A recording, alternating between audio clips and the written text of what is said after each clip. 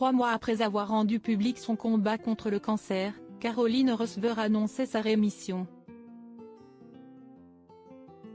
Malheureusement, la maladie n'a pas été éradiquée complètement après les traitements et l'influenceuse se voit désormais contrainte de suivre de nouvelles séances de chimiothérapie contrairement à ce qui était prévu. Si est sans doute une petite déception qu'a ressenti Caroline Receveur en apprenant que le cancer du sein dont elle souffre n'était pas complètement guéri. Sur son compte Instagram, la femme d'Hugo Philippe a fait part du nouveau volet de son combat contre le cancer qui s'apprête à commencer. Les analyses ont montré qu'il restait quelques petites cellules cancéreuses dans les tissus qui ont été retirés pendant ma mastectomie, a-t-elle fait savoir. Le cancer pas totalement éradiqué pour écarter tout risque de rechute, Caroline Receveur doit de nouveau suivre des séances de chimiothérapie.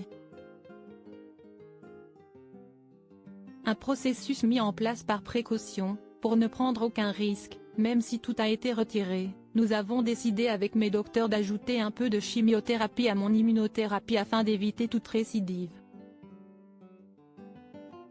On est vraiment sûr de la prévention et si est rassurant de ne rien laisser passer. Le 9 octobre dernier, Caroline Receveur publiait une vidéo d'elle, le crâne rasé, dans les couloirs de l'hôpital où elle a suivi tous ses traitements.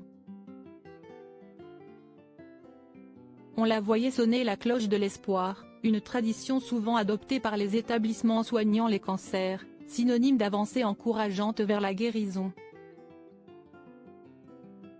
Pour Caroline Receveur, ce moment devait signer la fin de la chimiothérapie. Cette dernière va néanmoins se prolonger encore un petit peu, pour le bien de la jeune femme et de toute sa petite famille, parmi laquelle son mari Hugo Philippe et leur fils de 5 ans, Marlon. Caroline Receveur annonce son cancer de manière bouleversante le 25 juillet dernier, alors que ses interventions sur les réseaux sociaux se faisaient de plus en plus rares. Caroline Receveur prenait la parole. Et ces mots ont, cette fois-ci, résonné bien plus fort que tout ce qu'elle avait pu poster auparavant.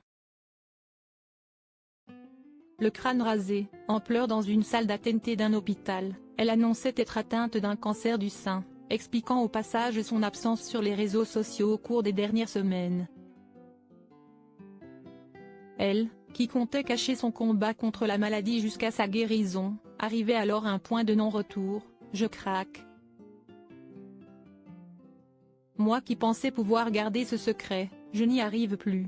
Cette solitude souhaitée pour affronter seule cette épreuve me coupe finalement du reste du monde et ajoute un poids à mon quotidien. Ce quotidien ponctué par des allers-retours à l'hôpital depuis l'annonce de mon cancer du sein il y a 2 mois. Un cancer du sein agressif, certes, mais détecté à un stade précoce. Un dépistage qui lui permet aujourd'hui de toucher du doigt une guérison totale.